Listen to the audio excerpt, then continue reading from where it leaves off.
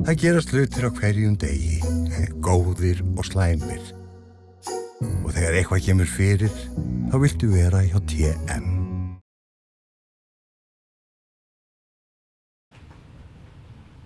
Ágætu hestamenn, ég vil byrja því að óska nýjum formanni félags hrossabænda, Sveini, til hamingju með embættið og Kristni fyrir störf í þágu hestamanna í gegnum tíðina. Guðlaugur hafði samband við mig fyrir nokkru síðan og óskaði eftir því hvort ég væri til í að koma og vera með erindi markaðsmál. Þetta væri heitt umræðuefni núna meðal hestamanna og óskaði eftir því hvort ég væri til í að taka þetta svona út frá það er að segja fræðilega þættinum, og hugmyndi var að vera síðan með með 1-2 aðra og fjalla þetta út frá þá öðrum vinklum. En síðan var niðurstaðan svo að ég einn með þennan málaflokk og bara sáttu við það. En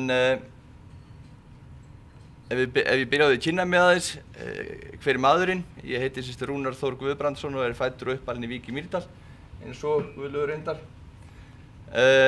Ég stunda mína hestamennsku í Mosfellsbænum í dag og þar í hestamannafélaginu Herði.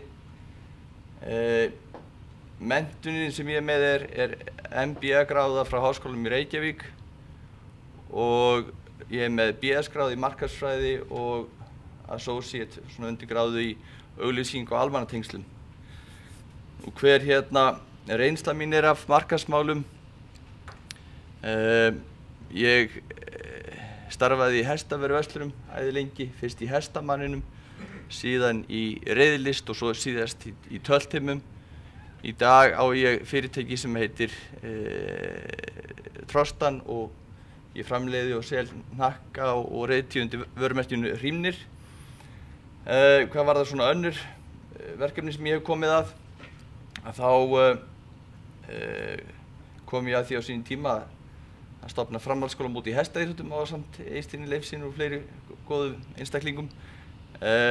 Ég var formaður meistaradeildar í hestaíþróttum tíma og tengilegur heimsmeistaramótsins í Berlín við Ísland og seti í stjórn Eiðfaxa, var auglýsingastjóri reyndar hjá þeim líka tíma.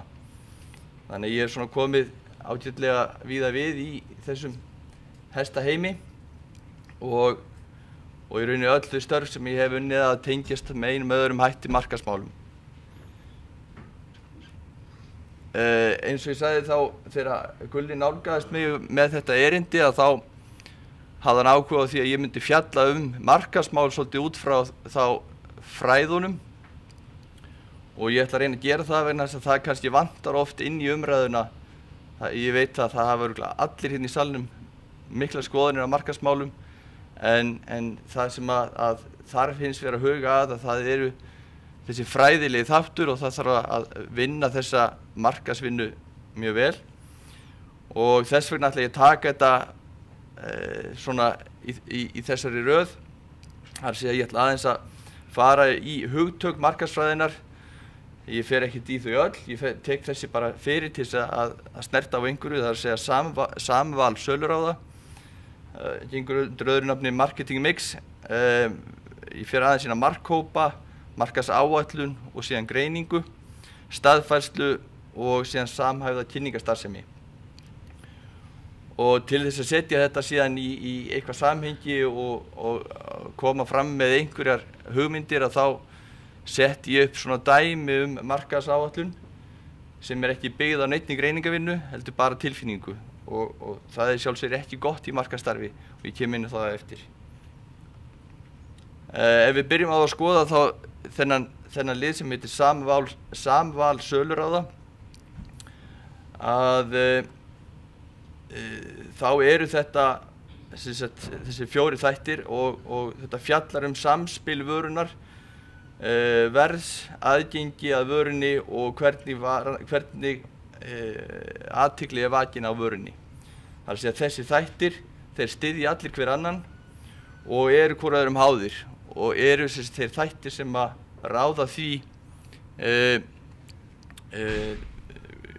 hvernig eða hvort varan selst. Það þarf að ríkja ákveðið jafnvægi milli þeirra og samval þessara söluráða það krefst ákveðins innsæis og því oft sagt með markaðsfræðina að hún sé frekar listgrein heldur en bein vísindi. Og markaðssetning í rauninni eins og hálfgerð uppskrift, þar að segja að það eru ákveðnir þættir eða elementi eins og þessi 4 sem að þarf til, það þarf síðan að blanda þessu saman í ákveðnum hlutvöllum og þá verður vonandi útkoman góð. Ef við byrjum á að skoða aðeins markhópa, að þá skilgreiningin á markhópi þessi. Markhópur skipting ólíks sundurlaus markaðar í smærri samstæðari hópa til að geta betur náð markmiðum markaðsáætlunar og ferlið kallast markaðshlutun. Ég tek bara fyrir hérna sem dæmi og ég nota þetta svona gegnum kynninguna að setja þetta í eitthvað samhengi við hestamennsku eða hross og eins og ég sagði áðan, þetta bara eitthvað gripið handahófi til þess að setja þarna inn. En ef við skoðum til dæmis í þessu samhengi hver markhópurinn og hvar hann og við tökum fyrir þessa 2 hópa frístundaknappa erlendis og svo keppnisknappa erlendis, þá þarf að skoða hverjar eru þarfir og óskir markhópsins. Annars vegar þá hugsanlega fyrir frístundaknappana eru það þæg og veltamir hross en fyrir keppnisknappana háging og rúmhross. Það þarf líka að skoða hvernig náum við til markhópsins. Það geta verið margar mismunandi leiðir. Til frístundaknappana gætum við gert það gegnum vefsíður og hestaferðir en keppnisknappa meira maður á mann. Nú ef við byrjum að skoða þessa 4 söluráða að þá þarf að huga mjög vel að því hver ímynd vörunar sem við erum að bjóða. Einhverjir hlustuðu á erindið í gær hjá henni Grétu Guðmundsdóttur á aðalfundinum, Íslenski hesturinn, ímynd í mótun, en þar kom hún með hugleiðingu ímynd íslenska hestsins. Það líka mjög áríðandi varðandi vöruna að við getum svarað fyrir lykilspurningu af hverju á að kaupa hest frá Íslandi. Ég set hérna inn í þessu samhengi í umfjöllun vöruna þá hross fædd á Íslandi og tíni til þá einhverju þætti af handahófi nánast eitthvað sem við getum kallað að vera jákvætt varðandi vöruna og aðra sem mætti þá hugsanlega bæta. Það sem við getum kannski sagt að sé jákvætt varðandi hrossfædda frá Íslandi að þetta orginal vara frá upprunalandinu. Við erum með töluvert mikið erfðaefni hérna í landinu og samkvæmt skýrslu sem að Tinna Dögg Kjartansdóttir og Friðrik Eystinsson unnu sem heitir Vörumerkjarýni þarfasta þjónsins í Þýskalandi, að þá kom fram að skoðun þeirra sem tóku þátt í þeirri könnun að þeir tengja íslenskan hest sem ræktar hérlendis fyrst og fremst við frelsi, náttúru, styrkleika, anda og liti. Þegar þeir voru spurðir hesta sem eru ræktaðir erlendis að þá tengja þeir íslenskan hest fyrst og fremst við fjölhæfni, vináttu, keppnishest, fegurð og tölt. Og þá spurning, erum við sammála þessari ímynd sem erlendi markaðurinn hefur að þeirri vöru sem við erum að framleiða? Og þetta rétta ímyndin? Og ef ekki, þá þurfum við að huga því hvernig við getum breytt ímyndinni. Þess vegna setjum ég þarna varðandi jákvæðan þátt, kannski fas, eitt orð bara yfir þessa þætti sem að fólk myndist á eins og frelsi, styrkleika og anda. Atriði sem að mætti hugsanlega bæta, það ónæmi við sumareksemi sem við vitum það okkar stærsta hindrun í útflutningnum. Það líka, við mættum hugsanlega leggja meira í tamninguna og vera með meiri þjálfni. En þetta atriði sem að þeir sem ég hef rætt við minnast á að séu atriði sem að mætti bæta.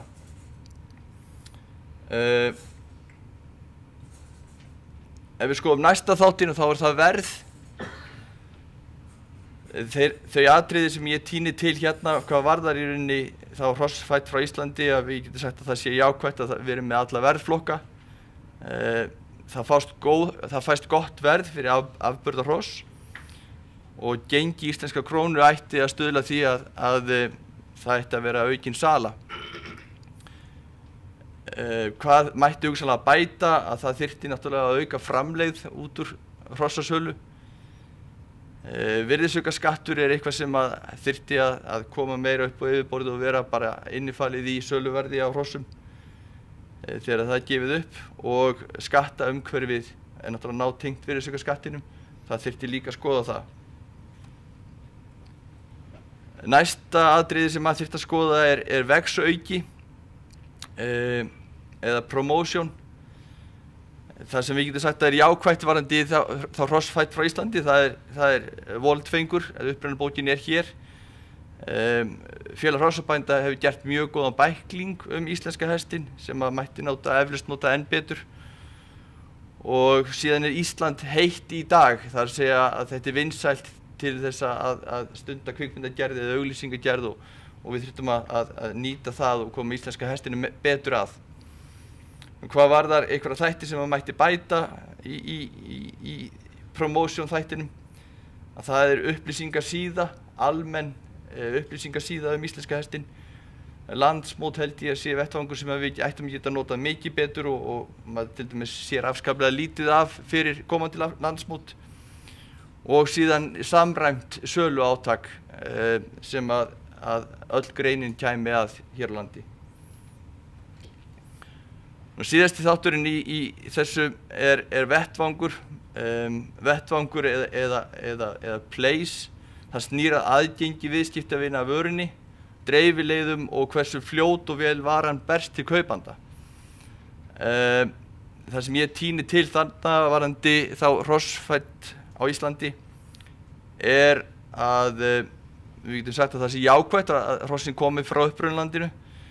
Það sem hefur líka, getur sagt að það sé jákvætt varðandi dreifileiðina er að flutningatími varðandi hesta sem við erum að flytja úr landi hefur styst og það er betri aðbúnaður í fluginu heldur en var hérna áður fyrr. Hvað var það þætti sem mætti bæta? Þá er það til dæmis flutninganetið. Við vitum það til dæmis að ferðir á Norðurlöndin eru tiltölulega fáar og stópular. Kostnaðurinn við útflutningin situr ennþá í einhverjum og síðan er gæðavottun sem gæti komið til þess að auka öryggi þessara viðskipta. Og hvað varðar markaðsáætlun, ef við skoðum það aðeins að þá er hérna kannski þessi þrír þættir sem að vinna saman og eru í rauninni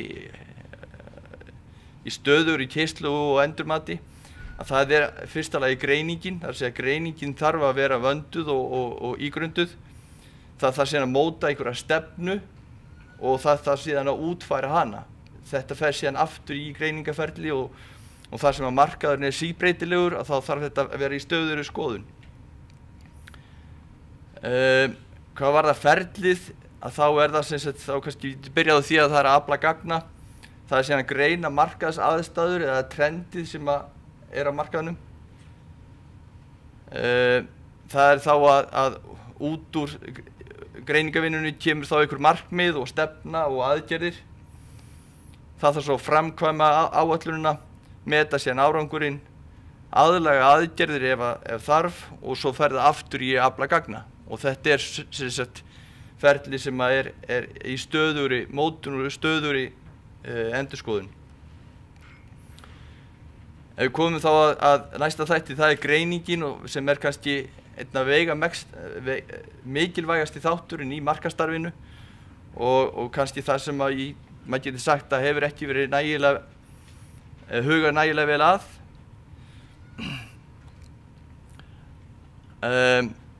Það sem þarf að skoða í greiningum og það er til dæmis umhverfið, það er sem nær og fjær umhverfið, samkeppnisgreining, skoða eigin upplýsingar. Við höfum náttúrulega eins og til dæmis upplýsingar hjá Five og Voltfing sem við getum rýnt í, og svo markaðsrannsóknir. Markaðsrannsóknir geta verið framkvæmdar ýmist af þá okkur sjálfum í greininni eða þá háskólanemar taka þetta oft að sér, og svo eru náttúrulega bara fyrirtæki sem að taka að sér markaðsrannsóknir. En út úr greiningunni þá á að koma einhver stefna og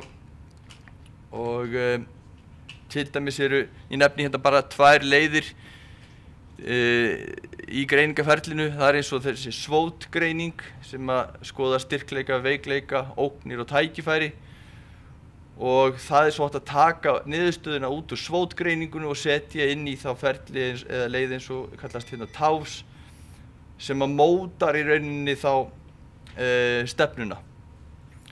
Það hægt að nota aðra aðferðafræði sem 5 Forces eftir Porter, en það bara önnur nálgun á greiningunni.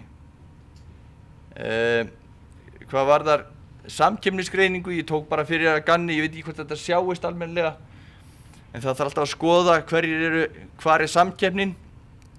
Ef við tökum bara íslenska hestinn fyrir og setjum hann í miðið, þá getum við sagt að hann kannski í samkeppni við aðra ganghestategundir, og ég nefni þar til dæmis eins og Agitienberger, Saddlebreed, Manga Larga og Paso Fino.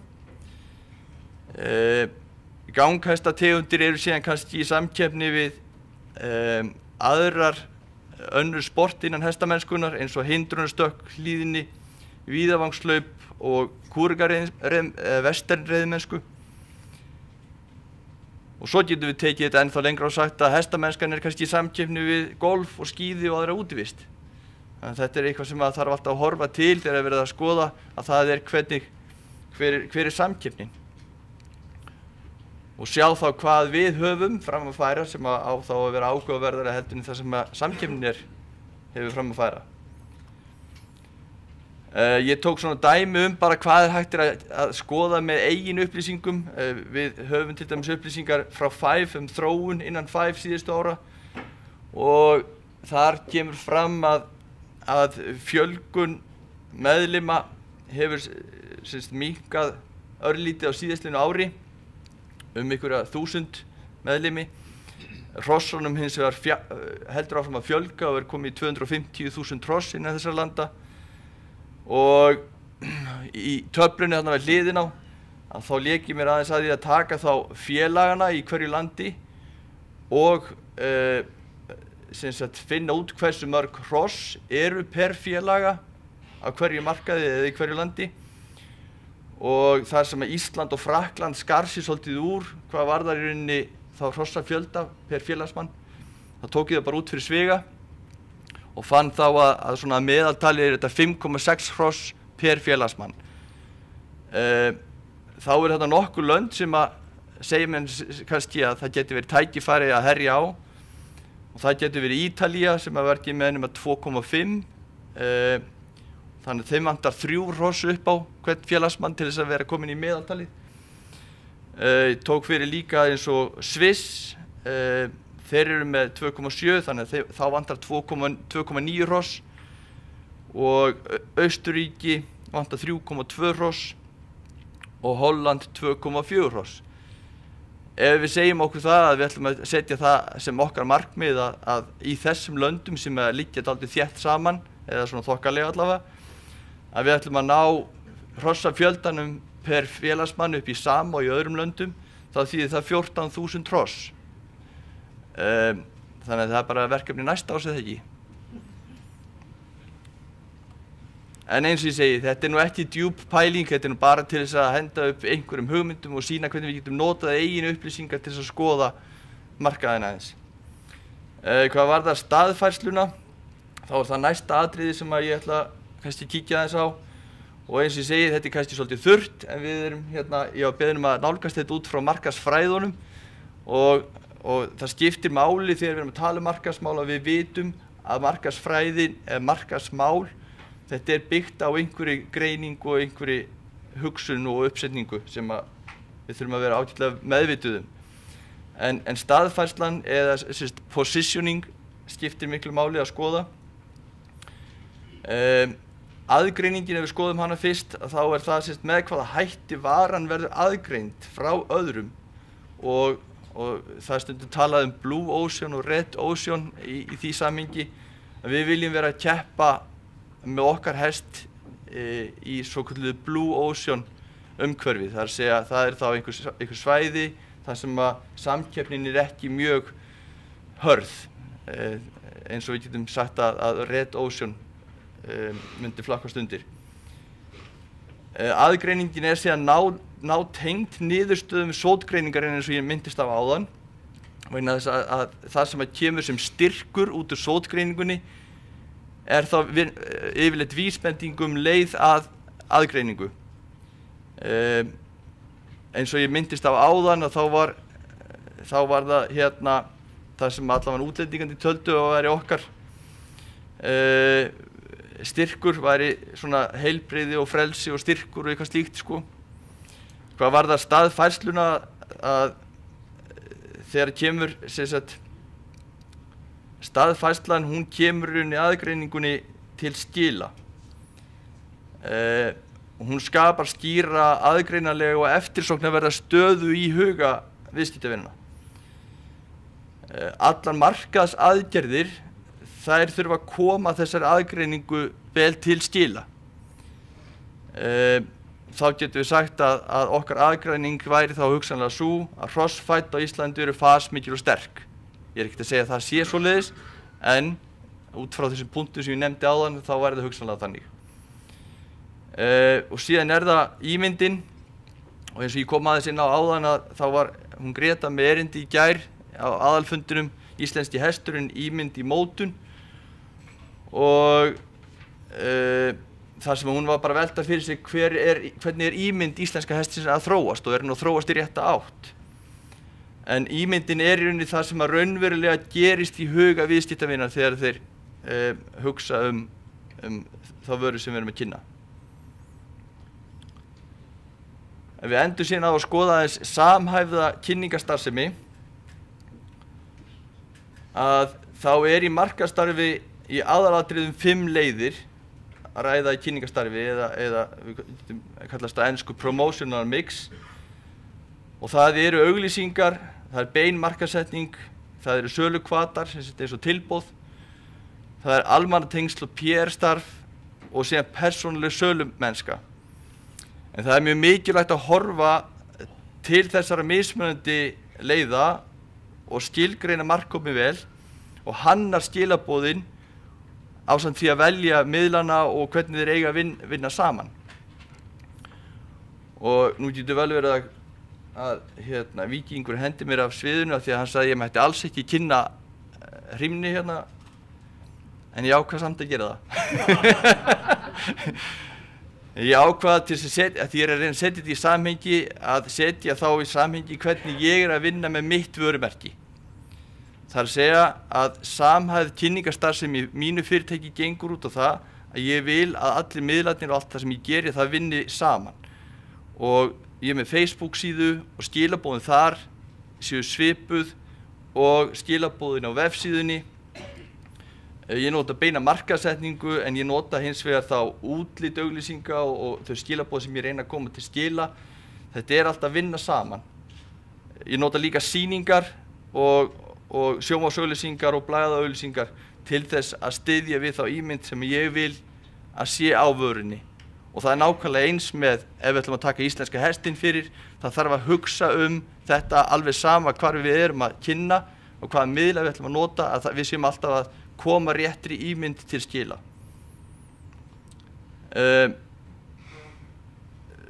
Hérna tek ég bara sérstaklega fyrir þar að segja tengsli við beina sölu eða hvernig ég nota þá eins og viðburði og sýningar til þess að koma til skila framsetningu á vörunni og að ímyndin sé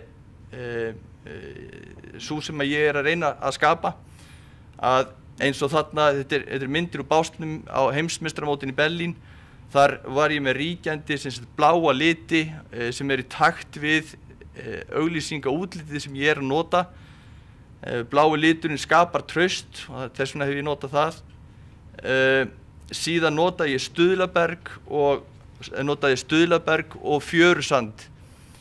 Við fluttum með okkur út sand úr fjörunni í Vík og lögðum hana á gólfið, og þannig að upplifunin væri svo að þetta væri íslensk þróun, þetta væri íslensk vara. Síðan eins og ég sagði áðan, þá ákvað ég að taka þetta aðeins lengra og henda upp einhverju dæmi markaðsáætlun.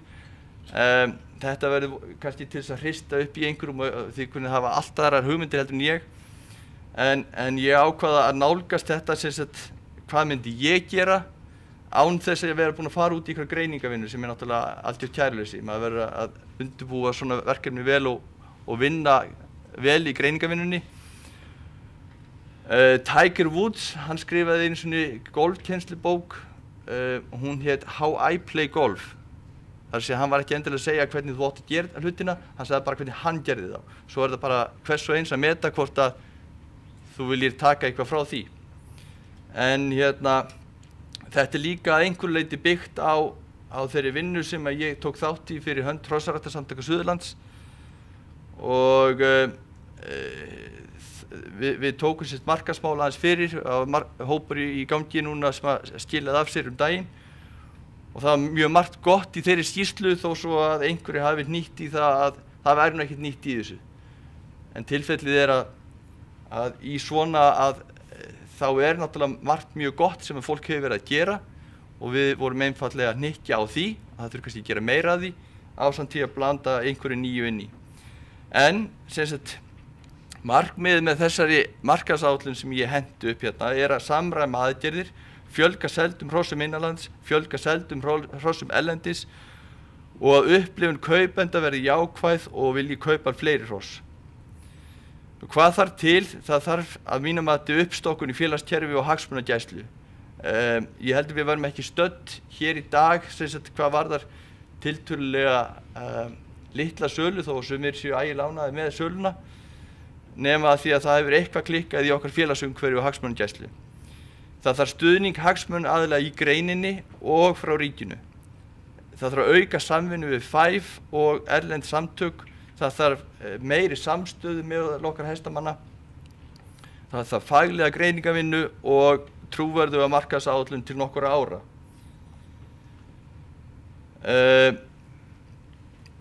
Hvað varðar félagsumhverfið og hagsmunagæslu, þá hef ég komið að því, og það var nú hluti af útkomið þessar markaðshóps, eins og fleiri hafa reyndar minnst á í gegnum tíðina, að það þyrfti að koma til klasasamstarf í hestamennskunni. Það að segja, og ég hendi upp einhverju hugmyndum markaðsstofu íslenska hestsins, sem yrði eins konar reglíf yfir þau samtök sem að eiga sannarlega rétt á sér, eins og Landssamband hestamannafélaga og félag hrossabænda, félag tamningamanna og hugsanlega fleiri. Það að segja að þau færu að vinna undir einum hatti þegar kemur að markaðsmálum, hvað varðar að vera málsvari hestamanna út á við gagnvart fjölmiðlum og ríkinu og slíku, og ásamt því að halda utan viðburði. En það var einn fundamaður á fundi daginn sem kom með ágætis samlíkingu klasasamstarf, og hann sagði að ég er með verslun í Kringlunni og Kringlan bara klasasamstarf. Það vegna þess að þar eru fyrirtæki sem eru í sömu atvinnugrein, en þau eru þó í samkeppni, en þau hafa sameiginlega hagsmuni af því að fá fólk í Kringluna og að upplifunin verði jákvæð. Og það er rauninni það sem við erum að tala að við viljum að aðgerðirnar okkar hestamanna þær séu samræmdar og við komum trúverðu fram gagnvart ríki og öðrum. Hvað varðar endurnýjun í félagskerfinu, þá er mjög margt gott fólk sem hefur unnið sjálfboðavinnu fyrir okkur hestamenn og oft á tíðum vanþakklátt starf, launalaust og svo framvegis. En það þarf náttúrulega að þakka því fólki sem hefur gegnum tíðina lagt mikið af mörkum, en það þarf hins vegar í ljósi þess hvað lítið hefur gerst undanfarin ár, það þarf ákveðna uppstokkun og það þarf að fá til fleira af góðu, hæfu fólki til starfa, hvort sem að það er þá í stjórnir eða nefndir eða þá sem starfsmenn fyrir hönd greinarinnar. Það þarf líka að skoða skattkerfið, og vegna þess að ef við ætlum að fara til ríkisins og óska eftir meiri stuðning við greinina, þá held ég að væri líka skynsamlegt fyrir okkur að reyna að nálgast það með því að við viljum þá vinna að því að fá virðisaukaskattinn meira upp á yfirborðið, og það væri hugsanlegt að gera með lægri virðisaukaskatti og að greinin færi það að vinna gegn svartri starfsemi. Hvað varðar framlög til hrossaræktar, þá ætti hún að vera bara til jafns við aðrar búgreinar. Ég þekki þetta svo sem ekki mjög mikið, en mér allavega hefur sýnst á tölum sem ég kíkti aðeins á hjá bændasamtökunum að eins og sauðfjárrækt og nautgriparækt sé að fá einhverjar milljarða á ári. Ég veit ekki hvað hestamenn að fá frá ríki, en ég held að sé eitthvað aðeins minna. En þessi atvinnugrein atvinnuskapandi, það eru krosstengsl í þessu, þar segja að þetta styður við ferðaþjónustu og jákvæða byggðaþróun. Við erum með mjög verðmæta auðlind sem þarf að standa vörðum og einstök á heimsvísu. En þetta kemur ekki nema með samstöðu greinarinnar og þátttöku allra. Hvað var það samvinnu fyrir Five og önnur samtöku, að þá á Ísland að sýna frumkvæði í kynningu á hestinum, og þá að nýta stórviðburði Five vel eins og heimsmeistaramót og Norðurlandameistaramót, og sem að mínu mati hefur ekki nægilega vel verið gert. Hvað varðar síðan vinnu á hverju markaði fyrir sig, þá skiptir máli að við vinnum okkar markaðsstarf í tengslum og samvinnu við félög annarra landa. Við eigum ekki að fara að líta þá sem óvinni, heldur samstarfsaðila, vegna þess að við erum ekki bara að keppa við þá, við erum að keppa við ýmsar aðrar hestategundir og önnur sport. Hvað var það samstöðu, að þá kynnu sumir að spyrja hvort það sé eitthvað ofan á brauð, en mér finnst það oft vanta hjá okkur hestamönnum, það meiri samstaða. En hagsmunaaðilar í greininni, þeir ættu að taka meiri þátt í markaðsstarfi, og þá ég að tala bara hrossaræktarbúin og þau fyrirtæki sem í greininni. Fjölmiðlar taki þátt í því að efla jákvæða umfjöllun, og það væri hægt að gera þá með þátttöku eða stuðningi markaðsstofu, en það hefur orðið töluvert mikið í umræðunni neikvæð umfjöllun, hvort sem að það eru álagsmeiðsli eða slæm meðferð á hrossum. Þetta svona fyrst og fremst það sem ratar í fjölmiðla. Og síðan það háttsemi, það segja hestamenn sýni hvoraðinu virðingu og gæti orða sinna. Mér hefur fundist það líka ábótavant, og þakka fólki fyrir sem að leggja hönd á plóg. Mér hefur fundist það gegnum tíðina, nú hefur aðeins komið að svona ýmsum verkefnum að það þannig að ef maður stígur til hliðar, þá oft á tíðum sagt að þetta meiri djöfisins bjárnandi sem voru í síðustu stjórn. En það allir að reyna að leggja sig fram, og það ber að þakka því fólki sem að leggur sig fram og tilbúið til að taka þátt í þessum verkefnum. Hvað var það faglega greiningavinnu, þá árangur á markaðsstarfi veltur alfarið á greiningavinnunni. Við nýtum frekar illa verkefni sem að hafa verið unnin, og við getum nefnt sem dæmi eins og til dæmis landsmótsverkefni hennar Hjörnýjar Snorradóttur, sem var frábærlega vel unnið háskólaverkefni. En við sjáum hvað landsmóti statt í dag. Það nokkrir mánuðir landsmót, og það heyrist alltaf, veit engin neitt landsmót, kannast engin við það. En allavega markaðsstarf fyrir það landsmót, það getur vel verið að það sé allt tilbúið fyrir mótið, en það allavega ber ekkert á markaðsstarfi. Annað verkefni sem ég get nefnt þetta vörumerkjarýni þarfasta þjónsins í Þýskalandi, og síðan markaðssetningu íslenska hestsins erlendis, sem var vinnuhópur undir landbúnaðar- og sjávarútvegsráðuneyti, minnir mig, og undir stjórn Ástu Möller. Það var mjög fínt verkefni líka, en það sem að vantar, það einhvern til að taka verkefnin áfram og gera eitthvað með þau og nýta þau. Og til þess vantar kannski þekkingu og hugsanlega fjármagn. Ef við skoðum bara markaðsáætlun þá bara svona almennt, ef ég tek svona eitthvað svona almennt fyrir til þess að byrja með, að þá segja að eitt af því fyrsta sem við þyrftum að gera að koma á svona alþjóðlegri upplýsingaveitu. Þetta var ein af 3 tillögum sem komu út úr skýrslu hópsins sem var undir stjórn Ástu Möller, þar sem að undir þessa alþjóðlegu upplýsingaveitu kæmi þá hugsanlega voldfengur. Þarna var þetta að setja öll myndbrot sem til á íslenska hestinum. Við vitum það að fjöldi manna hafa safnað efni gegnum tíðina eins og Sveinn í Plúsfilm, Bjarni Þór á sínum tíma frá öllum stóðvistastöðvarsýningunum. Þetta efni liggur meira og minna undir skemmdum eða jafnvel eins og til dæmis frá landsmótinu fyrir norðan, þar sem að menn tímdi ekki að kaupa harðan disk til þess að geyma myndefnið og því var bara hent og eingöngu geymt efni frá síðustu dögunum. En þetta ber að varðveita. Eins ljósmyndir eins og til dæmis ljósmyndabanka Eiríks og Sigga heitins Sigmunds og fleiri. Þetta gríðarlega mikið af ljósmyndum sem að þyrfti að safna á einn stað og merkja þá og hugsanlega tengja þá hrossunum beint í gegnum voldfeng. Sama á við fræðslu og greinar. Eiðfaxi til dæmis gegnum öll sín ár á gríðarlegt magn af fræðigreinum og greinum hross og hestamenn. Þarna var hægt að safna þessu einn stað og slá þá upp ófegi frá Flugumýr og fá öll myndbrot, ljósmyndir og fræðigreinar sem til hestin. Þarna var líka hægt að vera með söluvefinn, en það þarf að finna gott lén. Við hestamenn til dæmis, við eigum ekkert gott lén.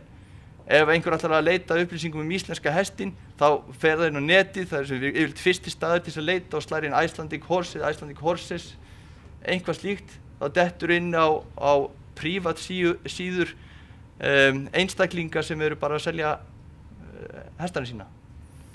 En okkur vantar einhvern verulega góðan vef með góðu léni. Það líka talað að það þurfa að samræma dóma á milli sýninga og milli landa. Það sé orðinn töluverður aðstöðumunur hvað varðar þá sem að reyna að selja hross frá Íslandi, að þau ekki að fá sömu einkunnir og hross sem eru dæmd erlendis. Og þetta hefur áhrif hugsanlega á söluna og eitthvað sem að þyrfti að skoðast. Það þyrfti að auka ef við tökum síðan núna fyrir þá bara Ísland og skiptum aðeins markaðsáætlun upp í 2 þætti, annars vegar Ísland og hins vegar erlendis. Það sem að þyrfti að gera hér heima að auka efni í sjónvarpi, styrkja hestadaga verulega, það sé að vera með opinn dag og þá allt land. Þegar ég var hjá Vís á sínum tíma þá stóð ég fyrir því í 3 ára að vera með Vís Agria dýraháttíð í Víðidalnum, þar sem við böðum fólki frítt að koma og kynna sér íslenska hestin og hunda og ketti og tala við fagfólk og það komu fleiri 1000 manns á hverju ári. Það hægt að gera miklu meira í þessa veru og þá líka út allt land. Það þurfti að gera hestin sýnilegri á viðburðum á hátíðisdögum. Þetta tíðkastist í meira hérna áður fyrir en við eigum bara að gera meira af þessu. Efla æskulýðsstarf, það sum félög að gera frábæra hluti í æskulýðsstarfi, önnur ekki kannski eins hugmyndarík, en það þyrfti að vera meiri samvinna til þess að efla æskulýðsstarfi heilt yfir. Hvað var það nýliðun, þá var það náttúrulega ægilega vinsælt orð að tala í dag. Það þarf að tala það, við þurfum að sjá nýliðun í greininni. Og ein hugmyndin sem hefur komið fram varðandi félagshesthús og menn hafa spurt, ég meina hvernig ætlum við að fara aftur í það að byggja félagshesthús, en við erum með fleiri hundruð eða þúsundir hesthúsa sem standa auð hálft árið og væri eflaust hægt að nýta eitthvað í svona verkefni. Það þarf að auka samstarf við skóla, krakkar fara mjög mikið orðið bara inn á netið og í tölvum. Það til dæmis til fyrir snjallsíma, forrit sem er hestaleikur, það sem að krakkar þurfa að gefa hestinum, þau þurfa að kemba honum, þau þurfa að sinna honum og ef þú gleymir að gefa honum þá hneggja síminn. Og við þurfum að hugsanlega finna leiðir til þess að staðfæra þetta yfir fyrir okkar íslensku krakka en að reyna að nálgast þau þá í gegnum tölvu líka. Og auka fjölbreytni námskeiða hjá félögum og þá sérstaklega með áherslu á meira fjör. Ég held að ég heyri það allavega í mínu félagi að það áhugi á því að reyna að fá fleiri krakka inn og gera hlutina skemmtilegri. Hvað varðar markaðsáætlun erlendis að þá þurfum við nauðsynlega að geta svarað þessari lykil spurningu af hverju að kaupa hest frá Íslandi. En þekking lykil af sölu. Þið hafi kannski farið einhvern tímann á kynningu og reynbóryxum. Sko, sá sem að selja reynbóryxu veit allt reynbóryxur. En við hestamenn, við vitum í rauninni ekki af hverju kúnninn á að kaupa okkur hestinn. Ef við erum með þessa stóru þætti sem að hindra sölu eins og sumareximið, þá er eins gott að það séu mjög sterk og góð rök fyrir því að kaupa hest frá Íslandi. Og þegar ég hef verið að spurja menn af hverju kaupa hest frá Íslandi, að þá standa menn stundum bara á gapa og vita bara ekki svarið. Og ef þið vitið svarið þá var það mjög gott, en ég held að greinin þurfi svolítið að leggjast yfir þetta og finna svarið við þessu. Það þarf að tryggja rannsóknin á sumareximi til lengri tíma og þetta sá þáttur sem spilar mest inn í okkar stærsta hindrun. Hugsanlega er hægt að fara í markaðsátak sérstakt á þeim svæðum þar sem að sumarexim þekkist valla eða er lítið en allavega eftir því sem ég best veit að þá ákveðin svæði sem er miklu minna sumarexim og þá var hægt að kortleggja þau og vinna sérstaklega á þeim svæðum. Hvað var það síðan auglýsingar erlendis, að þá held ég að geti verið sniðugt að setja upp til dæmis auglýsingaskilt í Leifsstöð. Þarna á landganginum þar sem að maður lappar alltaf framhjá og allt fullt auglýsingaskiltum. Þar var hægt að vera með eins konar, við töluðum það, kalla þetta app í markaðsóknum sem ég var í hjá Hrossaræktarsamtökunum, en í rauninni gengur það bara út á það að þeir sem eru með snjallsíma, sem eru nú svona flestir í dag,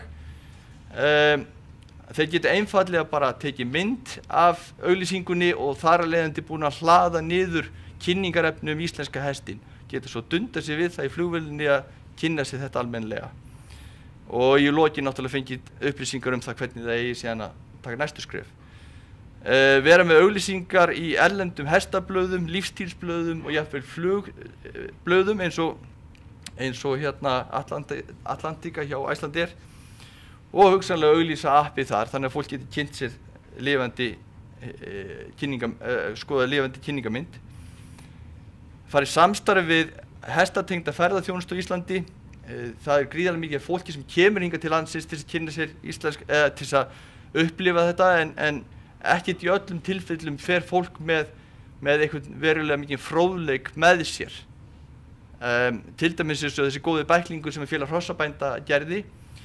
Ég veit ekki hvort að hún sé dreift til allra sem að koma í hestaferðir en það væri allavega áhugaverð nálgun. Það er að styðja betur við frumkvöðlastarf og þá sérstaklega svona klasa eins og Icelandic Horse Expo sem verður á Suðurlandi næsta vor. En það er samstarf hrossaræktarbúa, viðburðaraðila og ferðaþjónustunnar. Það þarf að skoða kynningarefni,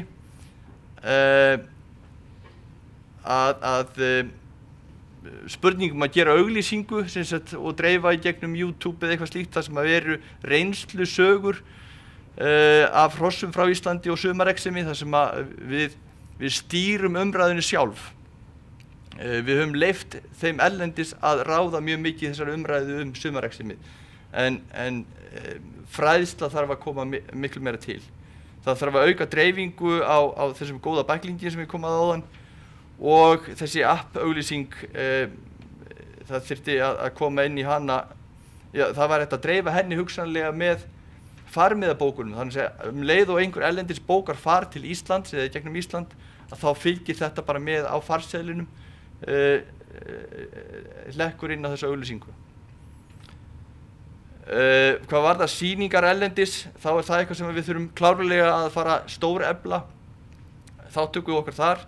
Þessar myndir, þessi efri frá bás sem að Þjóðverjar hafa sett upp á Equitana sýningunni vegna þess að við Íslendingar, við höfum ekki nennt að fara þangað síðastliðin ár. Fyrir neðan hins vegar bás sem að Brasilía, þessi að brasilíska ríkið hefur kostað til þess að auglýsa ganghestakyn þeirra sem manga larga og þeir leggja gríðarlega metnað í það að stimpla sína hesta almennlegin á þessum mörkuðum. Við ættum að vera með, eins og ég segi, stóran kynningabás á öllum helstu sýningum erlendis, Equitana til dæmis, Ferdinand Jagt, Globen-sýningun í Svíþjóð, heimsmeistaramótum og svo framvegis. Og þá þetta að kynna hestinn með mismunandi hætti, vegna þess að það ekki sama sem hentar öllum.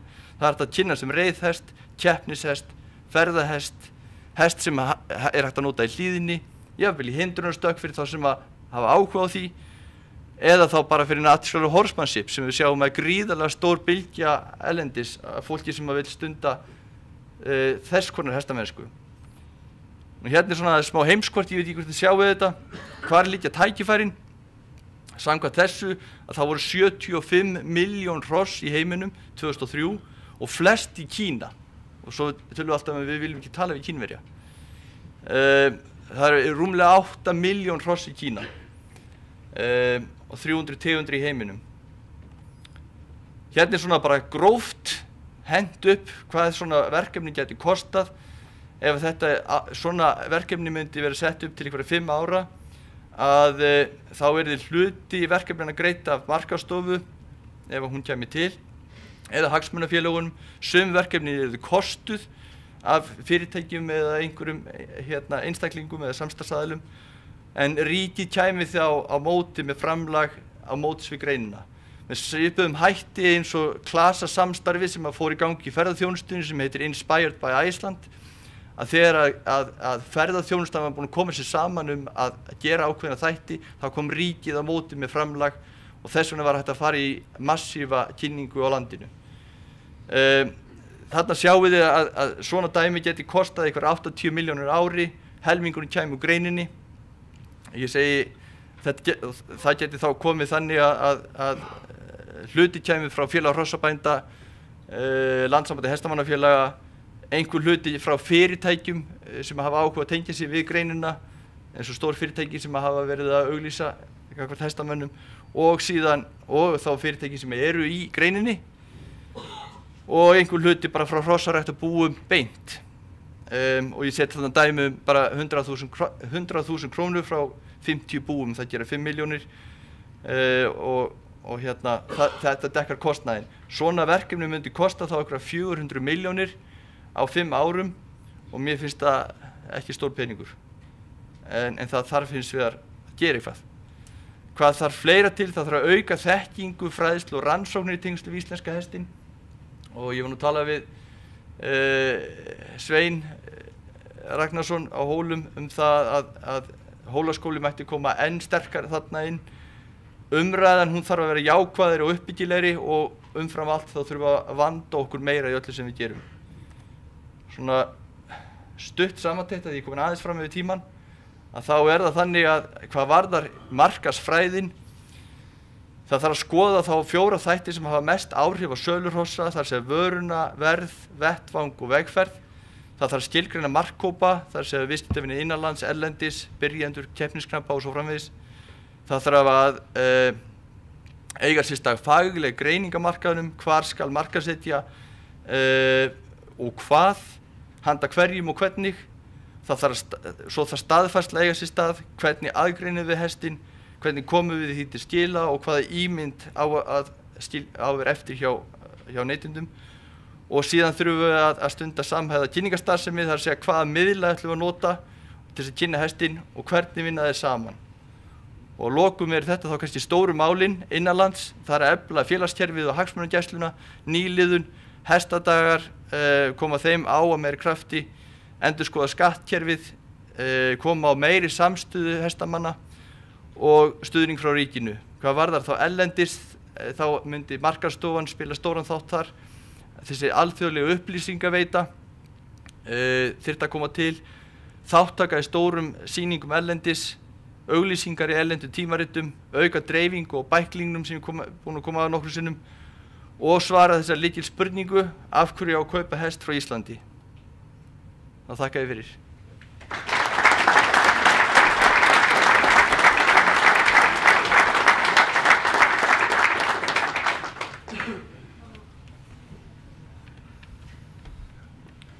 Þakka þér fyrir, Rúnar.